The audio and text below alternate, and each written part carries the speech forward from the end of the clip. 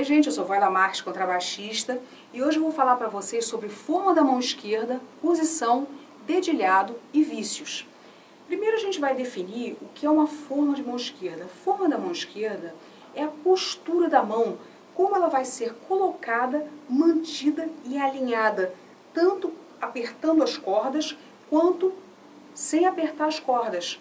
Então, precisa haver um alinhamento total, tá? Entre os dedos, quando eles apertam, esse dedo está alinhado com esse aqui está alinhado com esse. E até quando vai tocar a corda solta, não tem isso aqui.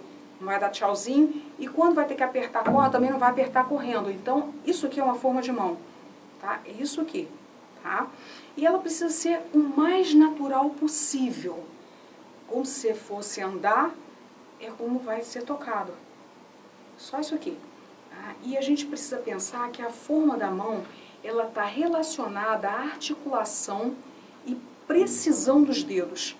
Né? Isso também está embutido à velocidade. Né? E junto com a audição e a memória espacial, ela é responsável pela afinação das notas e pela expressividade do vibrato. Então, tudo depende da forma da mão esquerda. E a gente tem que pensar que a forma da mão esquerda tem duas formas bem distintas de mão esquerda. Na metade inferior tem essa forma aqui, e na metade superior a gente tem essa forma aqui, tá? Que é totalmente diferente. Então são duas formas bem distintas, né? O professor ele precisa orientar a postura, né? A utilização e a movimentação corretas da mão, dos dedos, do braço e trabalhar a flexibilidade e o relaxamento do aluno, visando sempre uma melhoria na emissão e articulação das notas e uma boa sincronia entre as mãos. Por quê? Porque a mão esquerda, ela ou vai tocar com pizzicato ou com arco. Então precisa estar relaxado para dar uma ajuda, né? E também o professor precisa trabalhar tudo isso visando uma prevenção de lesões físicas, ou problemas musicais como desafinação, imprecisão de ataque, de volume, de sustentação das notas e até inexpressividade, vibrato, por exemplo, que são decorrentes de uma postura ruim e do uso inadequado do corpo. O contrabaixo é um instrumento grande, a gente não nasce tocando contrabaixo, né? Então precisa ser tudo o mais natural possível.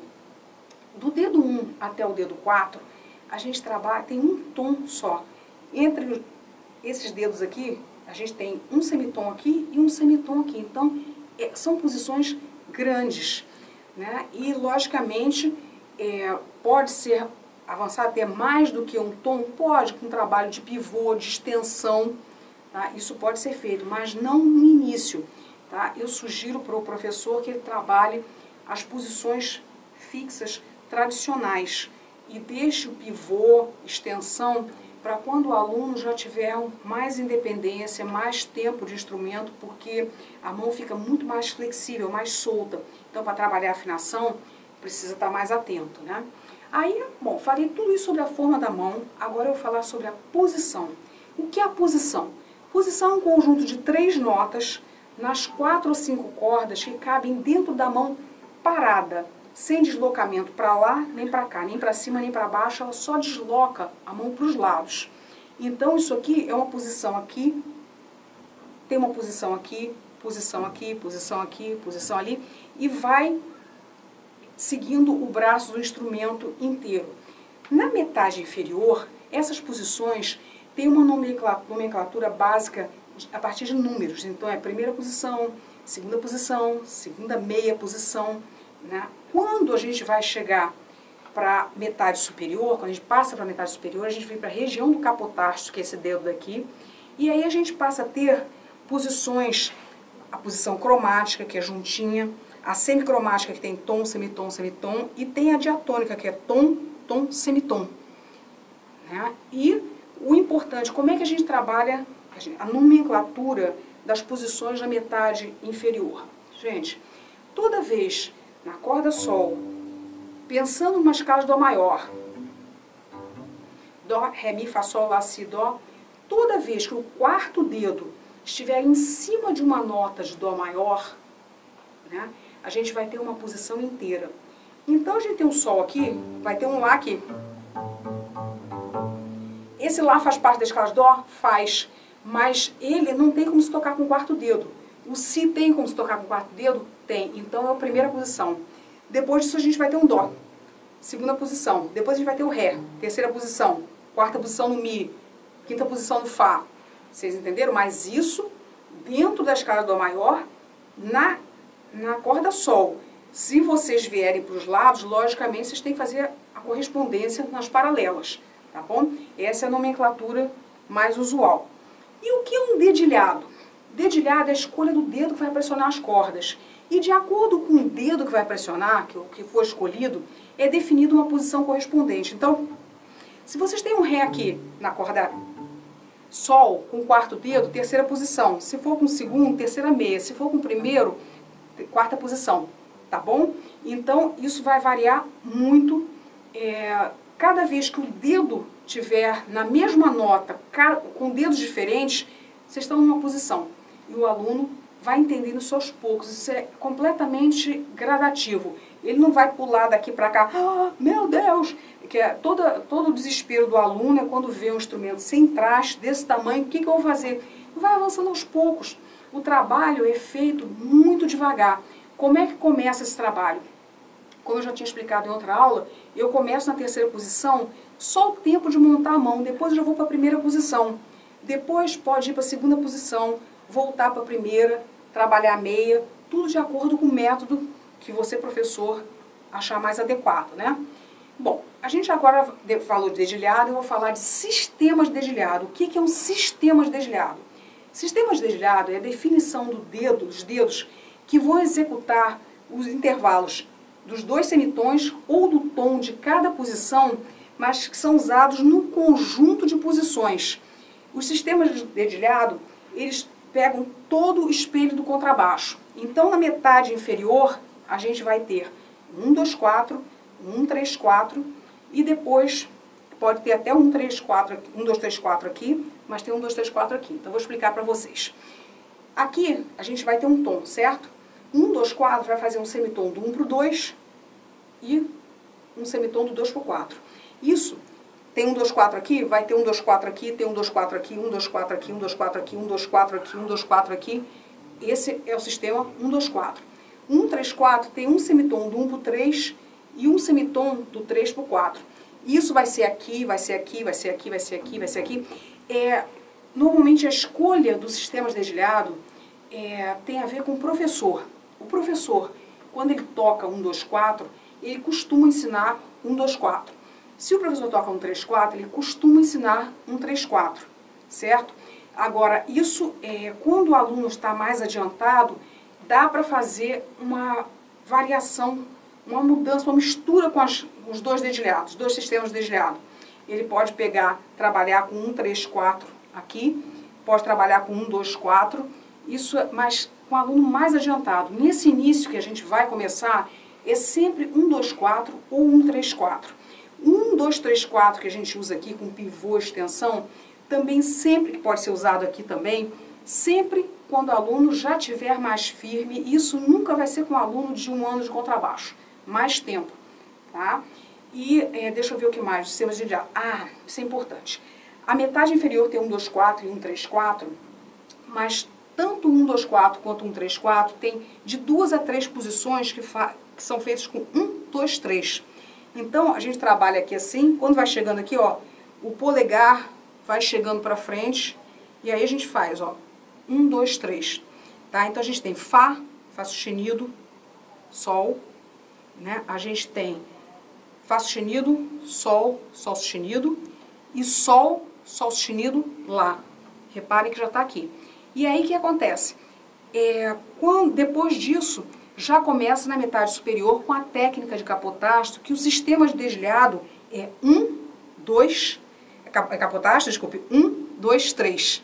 A gente tira o dedo 4, vai tocar pouquíssimas vezes e acrescenta o polegar, que passa a se chamar capotasto.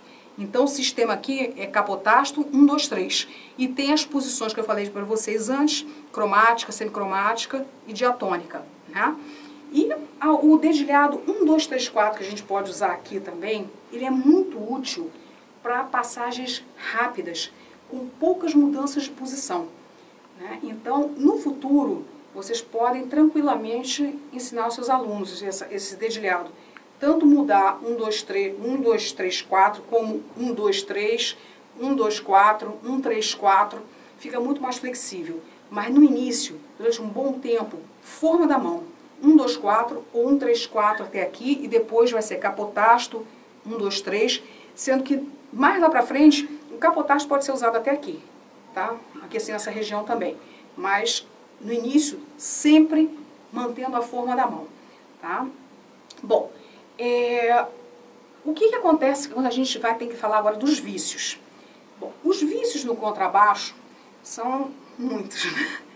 Eu escolhi falar só de alguns para vocês, mas são muitos, né? Tem o vício de tocar com o dedo para o lado, ao invés de abaixar, levantar para cima, levanta para o lado. Isso aqui já, a posição já vai toda para o lado, ou então fazer isso aqui, tá? Isso aqui, foi para lá e para cá. O outro vício que costuma acontecer bastante é esse distanciamento aqui, tá? Ele precisa ser importante. Eu falo que isso aqui parece uma empadinha sem recheio, porque começa a massa aqui, e aqui esse dedo daqui está completamente fora do lugar, às vezes está assim. Então, o aluno às vezes pensa do dedo 1 e do dedo 4 quando ele vai tocar, esquece que o dedo 2 tem que estar no lugar, porque de repente pode vir um dedo 2 para ser tocado.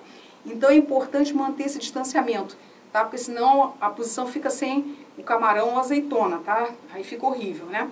Bom, outra coisa que não acontece, que costuma acontecer, é mudança de posição com pulo. Tá? A mudança de posição é escorregada, sempre. Tá? Então, vai machucar o dedo no início? Nem tanto, porque vai tudo gradativo. Primeiro ele vai fazer essa distância, depois essa, até chegar aqui ou até chegar lá embaixo, demora muito mais tempo, dá tempo de calejar a mão. Né? Outro vício muito importante, tem que manter a distância e a velocidade na mudança de corda, para não fazer isso aqui e não fazer isso aqui. Tá? Isso é muito importante. Né? A pontaria. O estudo da pontaria, ele é muito importante, ele precisa ser repetido. Se cansou de repetir com um ritmo só, tarirari, vocês vão fazer tarirari, ta, tirã, tirã, variando o ritmo. Com arco dá para variar de articulação, etc. Tá? Para variar sempre, para não fazer, porque o movimento já é repetitivo. Mas é importante esse estudo de pontaria. E o polegar troncho é outro vício, gente. Polegar meio do braço, isso aqui, puxando em diagonal. Para ele não ficar aqui, porque ele vai prender, e não ficar aqui, que ele tira o peso da mão todinho. E a gente precisa do peso, a mão tem que ficar pesada sempre. Uma outra coisa que acontece com frequência é isso aqui. Quando, vamos fazer 2, 1, faz isso aqui, ó. Não, é 2, 1, é só isso aqui. Não tem isso aqui, não tem que levantar isso aqui para fazer. Eu vejo isso em muitos alunos. E a outra coisa é quando tem nota repetida. É tan, tan, tan, tan, fica coisa, não tem que ficar tan, tan, tan, tan, tan, não tem que apertar aqui, nota igual.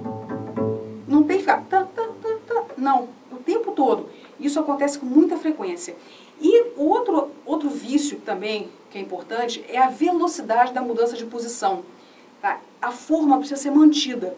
O que acontece quando a velocidade não é respeitada?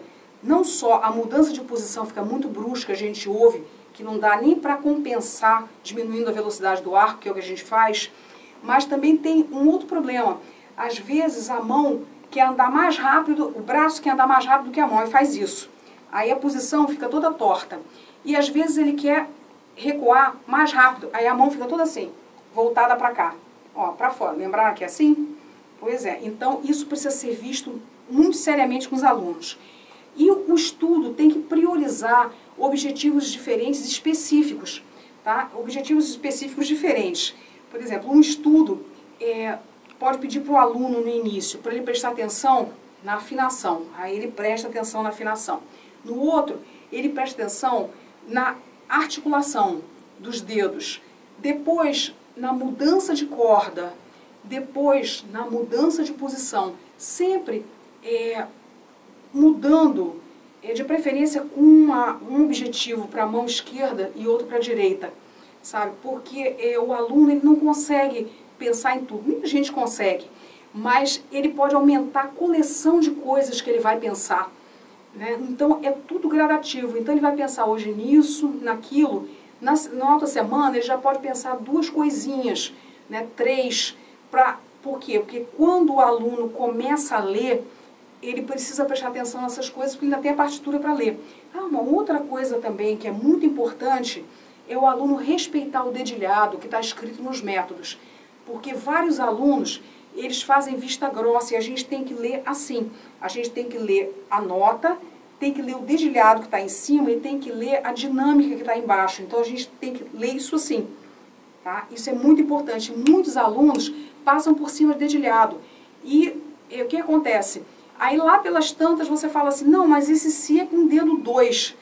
O aluno se perde completamente porque ele não sabe nem que dedo ele estava fazendo no si, muito menos em que posição ele estava. Então é muito importante frisar a posição, o dedo e ele respeitar o que está escrito. Né? Mesmo que depois ele não vá escrever nada na partitura, tá? Mas ele tem que saber, é uma coisa de consciência, né? Bom, os métodos, escalas, arpejos, intervalos, partes orquestrais e músicas, eles são feitos para trabalhar toda a técnica, né, a expressividade, mas também para o aluno pensar e visualizar os dedilhados e posições e vivenciar esses conteúdos técnicos e expressivos antes de tocar. Quando ele vai sentar numa orquestra, o que o músico de orquestra tem de importante? Ele tem que ser rápido, ele tem que resolver problemas de forma rápida.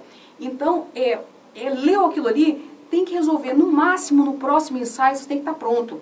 Né? Não pode ficar, não sei o quê. Então, quanto mais técnica ele tem, quanto mais ele conhece o instrumento de uma forma melhor, mais chances ele tem de ser rápido naquilo que ele faz.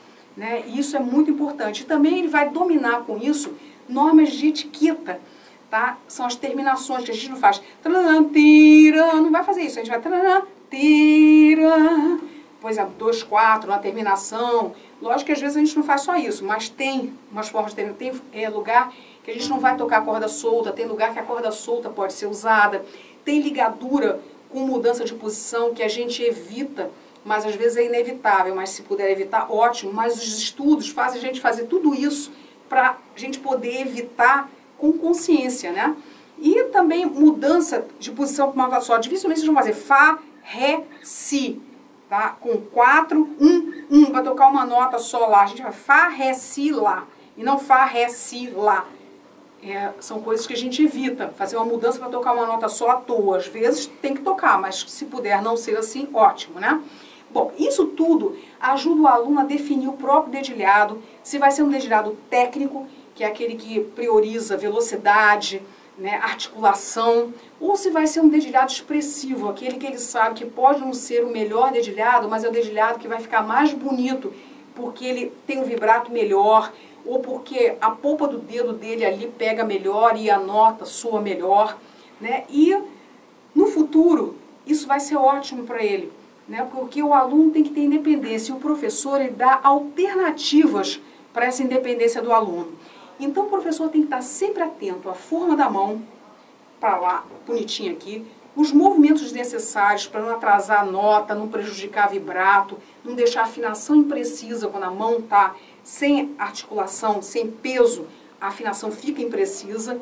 O peso tem que estar em diagonal, é como se fosse de cima para baixo, para lá. O aluno vai sentir um incômodo aqui no início, mas peso pesa, depois ele acostuma. A mão, quando ela está pesada, os dedos ficam no lugar, eles não vão ficar passeando para cá, porque a mão pesa. Né? E os dedos têm que manter o espaçamento correto, por causa da afinação. Tá? Tem que estar tudo alinhado. Esse dedo, quando levanta, tem 2 aqui na mesma altura. Quando levantou, os 3 estão aqui. Levantou, estão os 4 aqui, todos alinhadinhos. A mão arredondada. Os dedos são curvados, eles não são esticados, não são pontudos, não são achatados. Né? O polegar com peso em diagonal, ele não luta contra os 4 dedos de cima. A mão relaxada, ela evita distorções e não trava. Né? E o dedo duro, normalmente quando o dedo está duro, a mão está dura, daqui a pouco o ombro está duro, a mão está toda dura e fraca. Aí ela começa a usar a força. E os dedos ficam tensos. Quando isso acontece, o professor precisa fazer uma massagem, ou então dar um toque para o aluno se situar no local que está tenso. Ou então recomeça tudo, o abraço, a gravata, o aperto de mão. Começa tudo de novo, pode ser na terceira posição, como eu falei, né? E está tudo certo. A forma da mão esquerda, a definição da posição e do dedilhado e o controle da execução dos vícios são aspectos técnicos que demandam conscientização de movimentos e de regras. Então, condicionamento quer dizer disciplina, atenção, repetição, paciência. Então, aquele incentivo básico quando as coisas não estão tão boas e aquele bom humor quando as coisas realmente estão péssimas fazem parte do processo. Tá bom? Até a próxima aula. Tchau.